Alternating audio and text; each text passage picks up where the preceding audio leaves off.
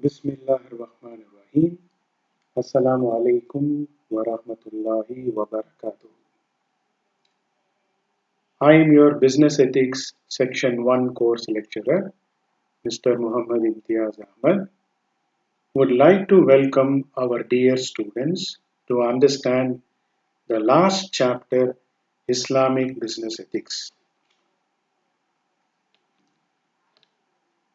As you can see, there are 7 major parts to be discussed. I have cited the references. These references are not available in ProQuest. For further reading, a detailed reading, you may use these references. First, let me brief you on the introduction part of Islamic ethics.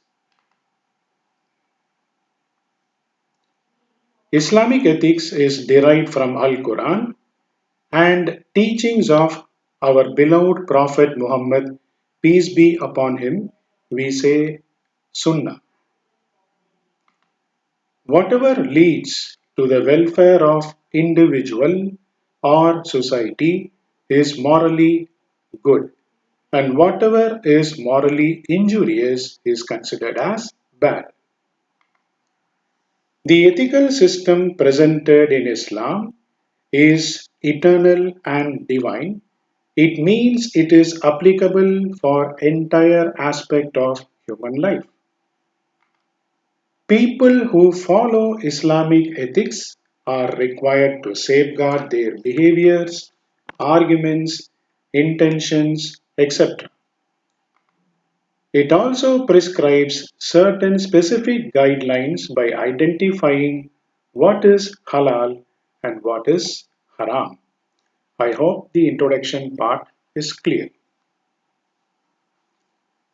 Now let's move on to the second important heading, the effect of Islam on business ethics. The first point to be seen is freedom of enterprise. A person can start, manage, and organize any kind of business within the limit set by Islamic Sharia. Earn legitimate halal earnings. A person's earnings should be in a halal way. He or she should not do haram or cheating type of activities or business. In Quran Al-Baqarah chapter number 2 188 verse, in that the Holy Quran says, "Do not devour one another's property wrongfully, nor throw it before the judges in order to devour a portion of others' property sinfully and knowingly." Prohibition of riba, interest. Riba is forbidden and prohibited in Islam. The main reason is because it involves both oppression and exploitation. As per Al-Baqarah, chapter number 2, verse number 275, the Holy Quran says, Allah has permitted trading and forbidden riba, usury. Trade through mutual consent. In this case, the buyer and seller both has to agree on common terms. In a hadith mentioned in Ibn Majah, hadith number 2176, a sale is a sale only if it is made through mutual consent. Truthfulness in business transactions. A trader, for maintaining consistency, truthfulness in his business transactions, his status will be raised on par with the holy warriors and martyrs in the day of judgment. Honoring and fulfilling business obligations. Islam attaches great importance for traders in fulfilling their contracts, promises, and trust. Our tradition of Prophet Muhammad, peace be upon him, states that Muslims are bound by their stipulations. This is mentioned in Hadith Abu Dawud, Hadith number 3120. Fair treatment of workers. It is the responsibility of the employer to take care of the overall welfare and betterment of employees by paying salaries and wages on time. So, in Hadith Ibn Majah, Hadith number 2434, it is mentioned the wages of the laborers must be paid to him before the sweat dries upon his body. So I hope the effect of Islam on business ethics is clear. Let's move on to the third part. The third part, we need to understand the effect of religion. Any person who is very strong in practicing Islamic ethics will get the following effects.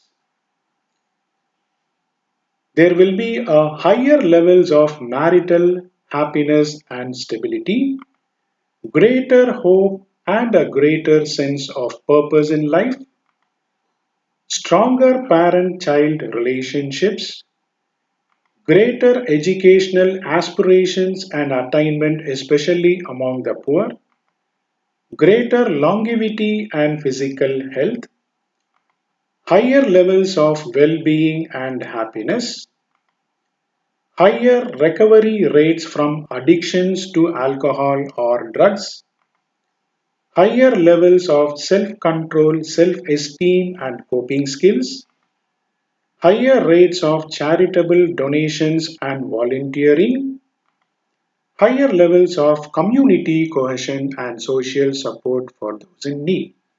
So, I hope the effect of religion is clear. Let's move on to our fourth part. Our fourth part, we need to understand the effect of religion on society. Even though religion is highly personal, it has a social role to play in society and it gives values to an individual. Religion explains individual suffering. For example, a person is sad or suffering from disappointment. Religion puts faith and belief into him that some unseen power moves in its own ways to make his her loss meaningful. Religion comes as a sense of social cohesion.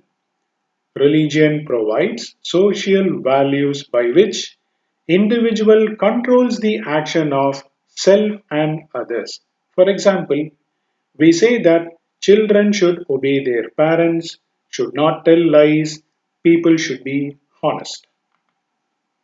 Religion encourages social welfare.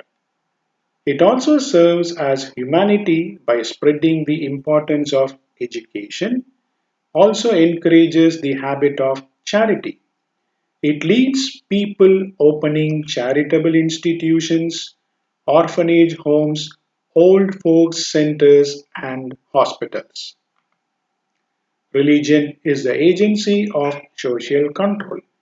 It provides a model for living where it upholds certain ideals and values. An individual who believes in the religion will absorb the values in his or her life. This can help younger generation to become more moral, disciplined and socialized member in society. I hope the fourth part, effect of religion on society, is clear. Let's move on to the fifth part. The fifth part is about Omani values at work. According to Omani Basic Law of the State, which was issued in 1996, which points out the principles of Sultanate in all aspects and sets guidelines for the regulations decided by the government in Article 1 and 2. It states that Oman is an Islamic country following Al Sharia laws as a fundamental for legislation. So I hope Omani values at work is clear. Let's move on to the next part to understand monopoly. Islam prohibits monopoly. This was outlined in Article 11, which listed out the economic principles, declaring that Sultanate is encouraging free trade through ensuring justice and equal opportunities. This could be witnessed through business committees arranged by Chamber of Commerce in Oman, gathering Omani business persons and their counterparts in different countries. In 2006, the government signed a free trade agreement with the United States of America. In addition, the establishment of the Public Authority for Investment Promotion and Export Development, also known as OCIPED, was established. Another recent witness was the government support from the 59 directives of His late Majesty to small medium enterprises through organizing a summit to support small medium enterprises. He directed the government to allocate 10% of its project to small medium enterprises. I hope the points in monopoly is clear. Let's move on to the last part, wages and compensation. As far as wages and compensation is concerned, Article 12 highlights the social principles of the country. It states clearly that employees should be treated fairly and their salaries should match their work according to the standard of living. This was highlighted in the last speech of His late Majesty in Oman Council, recommended private sector to increase the salaries of low and middle class employees. It's the responsibility of the employer to follow the minimum wage policy strictly decided and approved time to time by His late Majesty and Council of Ministers.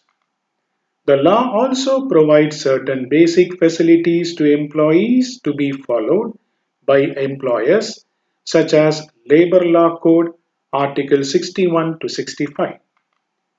Women employees are given 50 days of maternity leave covering period before and after delivery with full salary, not more than 3 times in service with the same employer. Emergency leave of 6 days given to employees for meeting any unforeseen circumstances. If any close relative dies, 3-day leave must be given.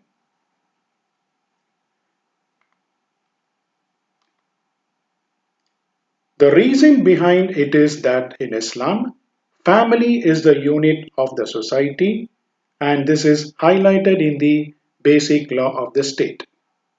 Finally, we come to a conclusion. We come to a conclusion. Our fifth chapter is over. If you have any queries or comments, you can email me. I hope you enjoyed my video.